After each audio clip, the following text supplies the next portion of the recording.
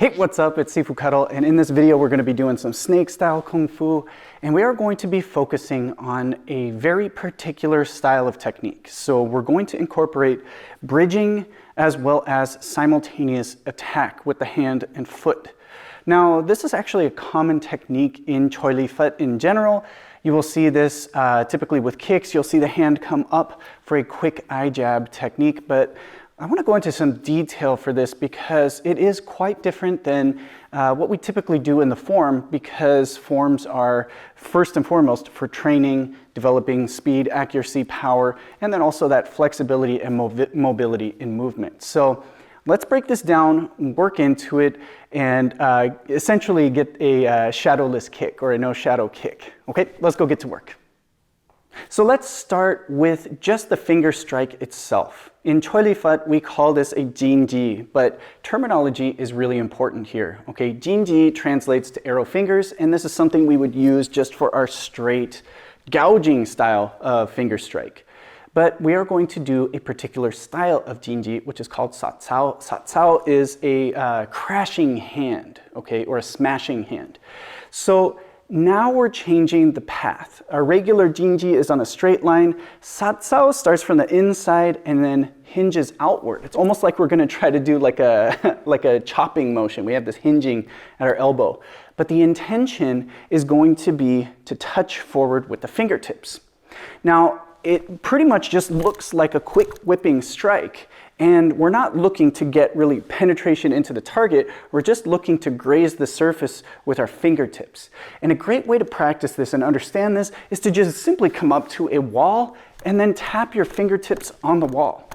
This is actually one of the best things you can do, is just get used to tapping just the fingertips themselves.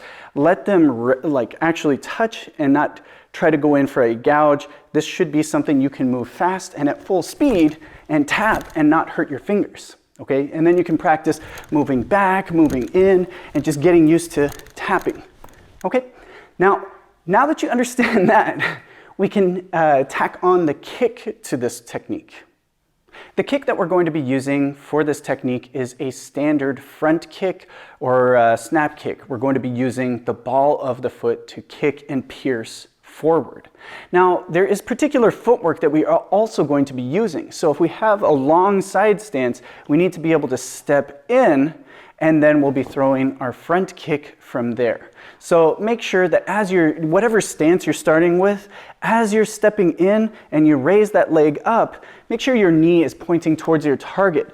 You don't want your knee pointing out towards the side and then try to throw the kick from there. We want to raise that leg up, knee pointing straight in, and then we'll fire the kick not just to the target, but to pierce in and push through our target. Okay, so simply put, we'll just relax our hands. We can make a snake position here. We're going to step to feet together, raise and point that leg, and then front kick from there. And then we can return down, stepping back, or after the kick, we can step forward, depending on how it lands. But you should always have that moment of balance so that you can return down any position you want. You never know how your opponent is going to act, and you don't want to overcommit to this kick, okay? So again, nice and simple, step, kick, okay? Now, we're going to add the hands to this. This is where it becomes more of an advanced technique. It requires a lot more coordination and an understanding of distance, which we'll get to after this part, but we got to put the technique together. So now, from our snake position, just for the hands, when I step in, I'm going to withdraw. In some forms, we'll withdraw the hand all the way back. In other ones, we just step in and get this hand in the ready position, or it's already moving past, and then we can just step in and then flick the hand outward. But if we want to really break it down, make it most basic, we step in, bring the hands back, kick, and then step forward.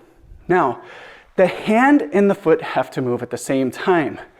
Elbow, knee, they're bent, they're ready in position, they're pointing towards the target, they kick and then return. It's a hinging horizontal with the hand for the jinji satsao, and it's a vertical hinging of the leg for the taka, okay? So we're gonna step 1, 2, and then we can step forward, back to our snake position, or we can step backward, okay?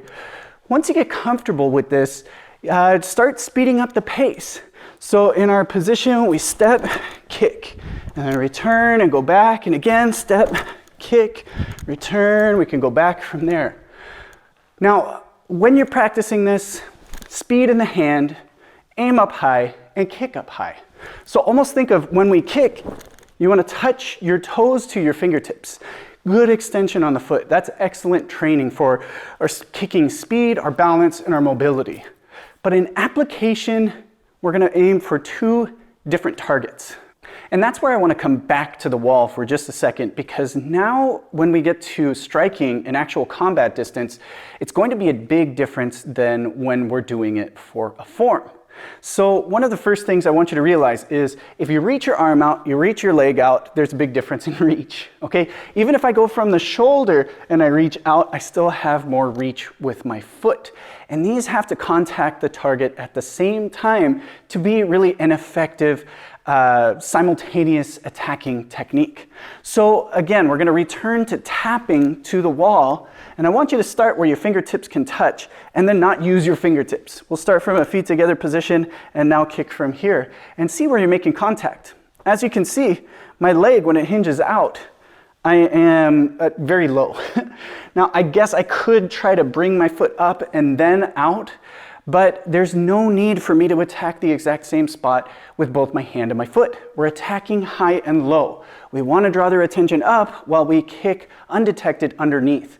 So it's much easier to hide a kick that's not moving our upper body than something where we have to like lean back to be able to get that foot up and kick. Okay, now same thing, again, get used to stepping in, trying to get that hand and foot up, tapping, coming back, and then setting up your distance so that you can work your way in and actually practice striking with speed and power.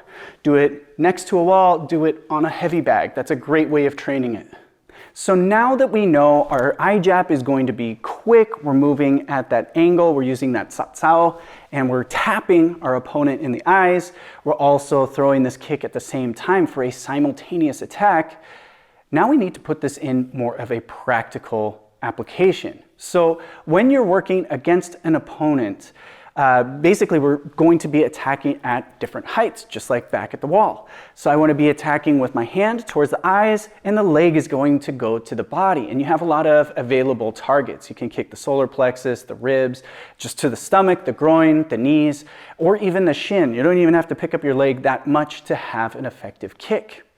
Now, one of the best case scenarios is that I'm going to land both. My fingertips are going to go right into their eyes, my kick is going to go to the body or the groin, and I'm going to land both strikes. It's going to be at its most efficient. They just didn't detect it, or they just couldn't respond to it in enough time.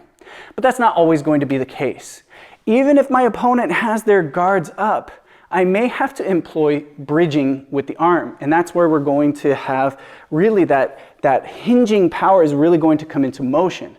So again, this movement is technically, it ends straight forward, but the path it takes to get there is hinging, and I use this forearm to connect to my opponent's guard, clear it, knock it out of the way, and then poke them in the eyes. At the same time, hopefully I'm landing that kick, but I may not have the chance to hit the eyes and land that kick at the same time. Maybe the hands, maybe my opponent tries to block, or their guard is strong enough that they can just sink into it and they stop the hand. That's okay, I still have that kick moving in. So even if I only land the kick or only land the hands, for some reason my opponent is trying to deal with the kick and I end up poking them in the eyes, this is a technique that can potentially give you the edge on your opponent.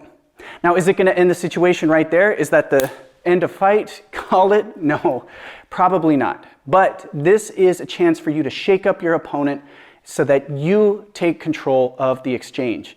That way, you need to be ready to follow up. Typically, when you see this in forms, it usually follows up with a number of strikes afterward.